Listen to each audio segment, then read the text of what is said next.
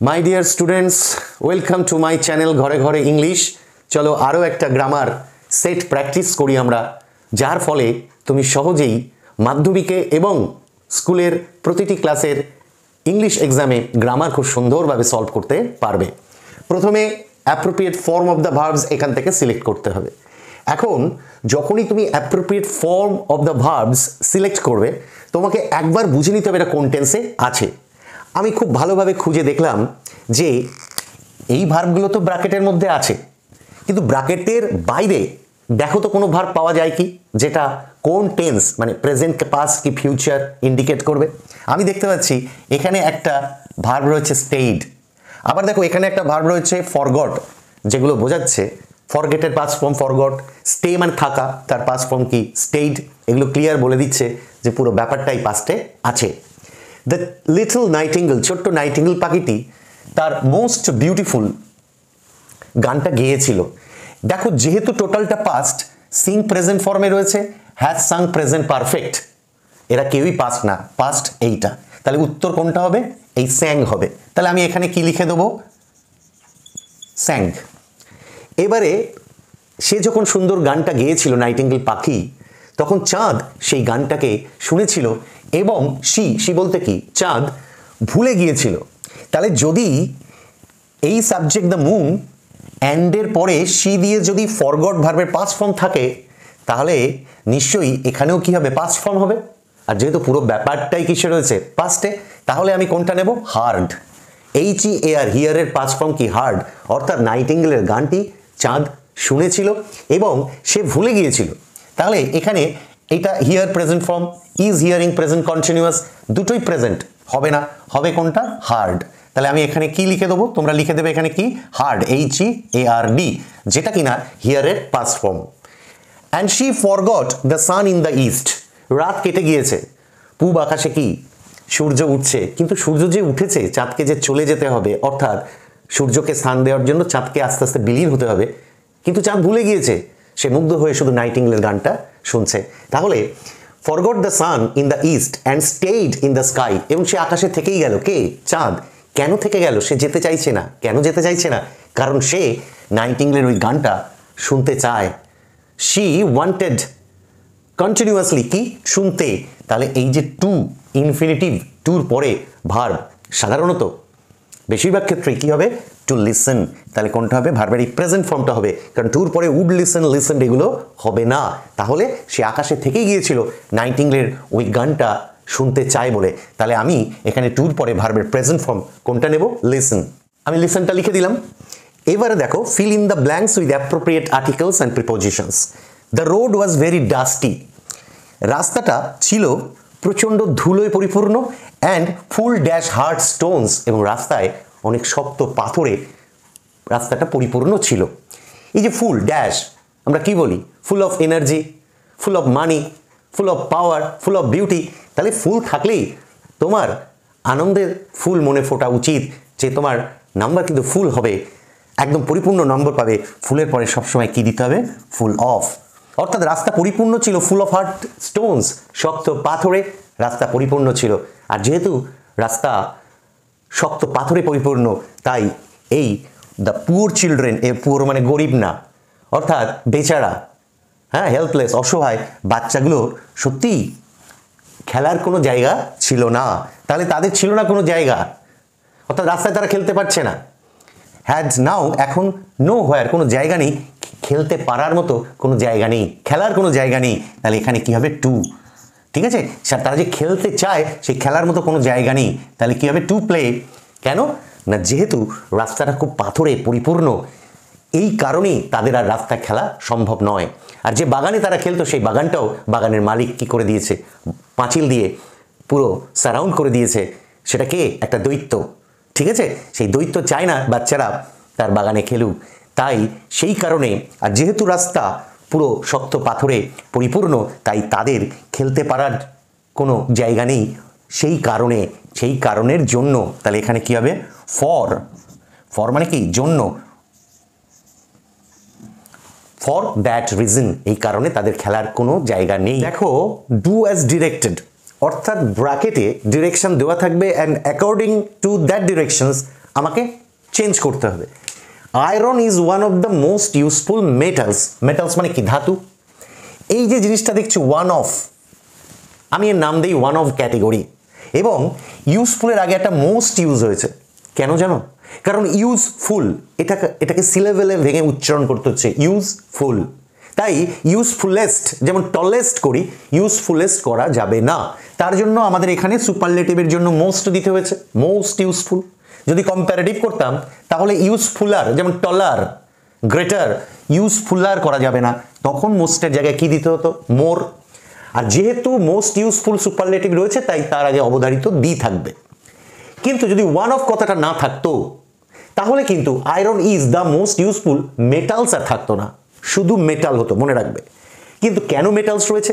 কারণ গুরুত্বপূর্ণ প্রয়োজনীয় মেটালসগুলোর মধ্যে, মানে সব থেকে ইউজফুল মেটালসগুলোর মধ্যে একটা কে?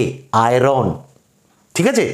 অর্থাৎ যদি এখানে ওয়ান অফটা না থাকতো তাহলে আমি এখানে যখন আমাকে পজিটিভ ডিগ্রি করতে বলছে আমি এখানে লিখতাম নো, আমি কি লিখতাম? নো আদার, আর কি লিখতাম? মেটাল। তখন কিন্তু আর এস লিখতাম না, কি লিখতাম? নো আদার মেটাল, আর এখানে কি দিতাম? ইজ। কিন্তু এগুলো কিছুই আমি দিতে পারবো না, কিছুই দিতে পারবো না, যেহেতু এই ওয়ান অফ কথাটা রয়েছে। তাই এর জন্য আলাদা ব্যবস্থা পজিটিভ ডিগ্রিতে। কিন্তু এখানে আমাকে লিখতে হবে ভেরি ফিউ মেটালস, মনে রাখবে। এবং খবরদার, এখানে যেমন মেটালস আছে এখানেও কিন্তু ভেরি ফিউ মেটালস হবে, অর্থাৎ খুব অল্প কিছু মেটালসই আছে যারা ততটাই ইউজফুল যতটাকে আয়রন। অর্থাৎ ভেরি ফিউ মেটালস, যেহেতু এটা প্লুরাল ফর্মে আছে, ইজ আর থাকবে না, কি হবে? আর। ভেরি ফিউ মেটালস আর। মন দিয়ে শুনবে এবং বুঝবে, তাহলে পরীক্ষায় কিন্তু খুব সুন্দরভাবে পারফর্ম করতে পারবে। ভেরি ফিউ মেটালস আর। এবার এই যে অ্যাডজেক্টিভটা ইউজফুল, এর কম্পারেটিভ করলে যেমন তার আগে একটা সাপোর্ট নিতে হয়, মোর ইউজফুল। সুপারলেটিভের জন্য কি রয়েছে? Most useful. যেহেতু এটা মনোসিলেবল নয়, এটাকে ভেঙে উচ্চারণ করা যায়, যেমন টল, এক চান্সেই তুমি টলটা উচ্চারণ করছো, তাকে তো ভেঙে এরকম বলা যাবে না, ট ল ল এরকম বলা যাবে না। কিন্তু ইউজফুলকে কিন্তু ভেঙে বলা যাচ্ছে ইউজফুল, তাই সুপারলেটিভে মোস্ট হচ্ছে। কিন্তু যখন পজিটিভ ডিগ্রি হবে না, তখন তার আগে ওই মোর মোস্টের মতো সাপোর্টিং কিছু এক্সট্রা লাগবে না, জাস্ট ইউজফুলটাই বসে যাবে, আর তার আগে অবশ্যই একটা অ্যাজ, আর পরে একটা অ্যাজ দেবো। তাহলে অল্প কিছু মেটালস আর হয় ততটাই ইউজফুল যতটা কে? এই সামনের আয়রনটা পিছনে চলে আসবে। বুঝতে পেরেছো? এবারে এসো পরেরটা। As soon as he reached the station the train left. এরকম প্যাটার্ন যখন থাকবে অ্যাজ সুন অ্যাজ দিয়ে, আর যদি বলবে নেগেটিভ সেন্টেন্স করো, বা কিন্তু বলতেও পারে use no sooner. Negative sentence বলতেও পারে, বলতে পারে ইউজ নো সুনার। যাই বলুক না কেন তোমাকে এই উত্তরটাই লিখতে হবে। এইখানে যে রিচটা আছে না, এটা ভার্বের কত নম্বর জানো? ভার্বের 2 নম্বর, অর্থাৎ পাস্ট ফর্ম। এই যে অ্যাজ সুন অ্যাজ, এই যে অ্যাজ সুন অ্যাজ, 3টে শব্দ, তার বদলে তুমি 3টে শব্দ আনবে। 3 কা বদলে মে 3, 3টে বাদ যাবে শব্দ, চলে আসবে নো সুনার হ্যাড। একেবারে মাথার মধ্যে ঢুকিয়ে নাও, নো সুনার হ্যাড। তারপরে যে সাবজেক্টটা থাকবে সেটা বসে যাবে, কোনো চিন্তা নেই।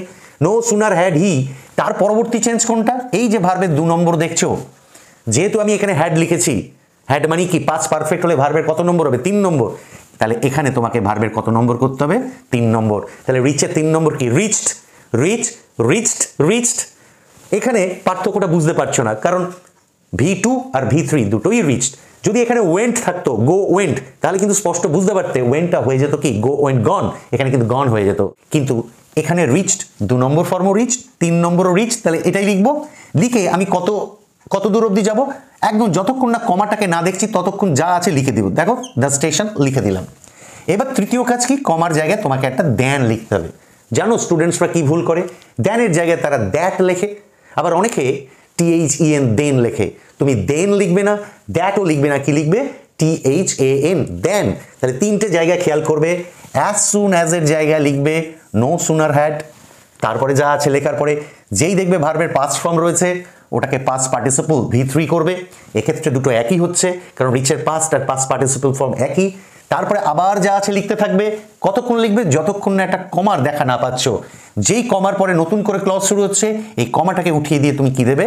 দেন। তারপরে বাকিটা যা আছে লিখে দেবে।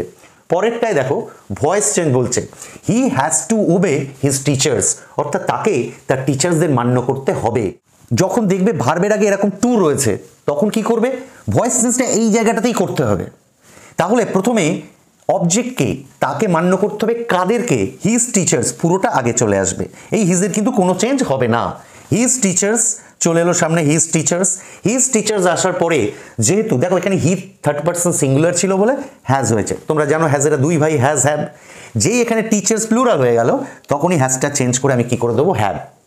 তারপরে আসল খেলাটা যেটা আমাকে মেনটেন করতে হবে, এই যে টু ওবে, এই টুর পরে তোমাকে একটা কি আনতে হবে, বি। আমি অন্যান্য ভয়েস চেঞ্জে বোঝাই বা বলি এইগুলোর আমি নাম দিই প্যাসিভ এলিমেন্ট। অর্থাৎ এই বিটাকে তুমি টুর পরে যদি না আনো তাহলে এটা প্যাসিভ হবে না। তাই এই ইম্পর্টেন্ট বি ভার্বটাকে আমি কি বলি, প্যাসিভ এলিমেন্ট। তাহলে ভয়েস চেঞ্জটা এই জায়গায় হচ্ছে, খেয়াল করো, টু ওবে। তাহলে হবে টু ওবের জায়গায় করবো টু বি, এই বিটাকে আনবো, আর এই ওবে ভার্বের পাস্ট পার্টিসিপল করবো ওবেইড, লাস্টে দেবো বাই, আর হিটা চলে আসবে কি হবে, হিম। একদম ক্লিয়ার মাই ডিয়ার স্টুডেন্টস। এবার শিখে নেব ফ্রেজাল ভার্বস। মূল ভার্বের সাথে প্রিপোজিশনস যুক্ত হয়ে হয়ে ফ্রেজাল ভার্ব তৈরি হয়, এবং এই লিস্টে যে ফ্রেজাল ভার্বসগুলো দেওয়া থাকবে সেগুলো সবসময় ভার্বের প্রেজেন্ট ফর্মে থাকবে, এবং একটা বেশি দেওয়া থাকবে just to puzzle you, just to make you confused. But if you carefully watch those videos, then there is nothing to worry. মোটেই তোমরা কনফিউজড হবে না। তাহলে আমাকে দেখতে হবে এই যে distributed, chief guest prize distribute করেছিল, বিতরণ করেছিল, এই ডিস্ট্রিবিউটেডের মানে বিতরণ করার একই মানে হবে, মানে একই মানে ক্যারি করে এখানে কোনো ফ্রেজাল ভার্ব আছে যার মানেও কি বিতরণ করা। তাহলে আমাকে ফাইন্ড আউট করতে হবে। তার আগে বুঝে নাও এই যে ডিস্ট্রিবিউটেড, এই ডিস্ট্রিবিউটেড তিনটে ফর্ম কি, ডিস্ট্রিবিউট, ডিস্ট্রিবিউটেড, ডিস্ট্রিবিউটেড। তাহলে V2 আর V3 দুটোই ডিস্ট্রিবিউটেড। ফাইন্ড আউট করতে হবে তো যেটা V2 না V3। দেখো যদি এই ডিস্ট্রিবিউটেডের আগে কোনো has, have, had, was, were কিছু একটা ভার্বের কিছু যদি থাকতো তাহলে সেটা ভার্বের 3 নম্বর হতো। কিন্তু ডাইরেক্ট যখন বলছে দ্য চিফ গেস্ট ডিস্ট্রিবিউটেড, এর আগে যখন কিছুই নেই তাহলে এটা অবশ্যই ভার্বের কি 2 নম্বর ফর্ম। তাহলে এখন জেনে নাও এই যে গিভ অ্যাওয়ে আছে না, এই গিভ অ্যাওয়ে মানেও কিন্তু কি ডিস্ট্রিবিউট, অর্থাৎ কি বিতরণ করা। কিন্তু যেহেতু এটাকে আইডেন্টিফাই করেছি এটা ভার্বের 2 নম্বর ফর্ম, তাহলে তোমাকেও কি করতে হবে, গিভের 2 নম্বর ফর্মটাই লিখতে হবে। শুধু গিভ অ্যাওয়ে লিখলে কিন্তু নম্বর হবে না। তাহলে আমি এখানে গিভের পাস্ট ফর্ম গেভ অ্যাওয়েটা এখানে লিখে দেবো, তাহলেই আমি নম্বর পেয়ে যাব। লিখে দিলাম গেভ অ্যাওয়ে। চলো পরেরটায়, দ্বিতীয়টায় দেখো রয়েছে the patient will recover. Recover মানে কি আরোগ্য লাভ করা, সেরে ওঠা। রিকভারের জায়গায় কিন্তু CURE, কিওরও থাকতে পারতো, ঠিক আছে। তো রিকভার থাক, কিওর থাক, যাই থাক, সেটা কিন্তু উইলের পরে আছে, তাহলে এটা ভার্বের কি ফর্ম, প্রেজেন্ট ফর্ম।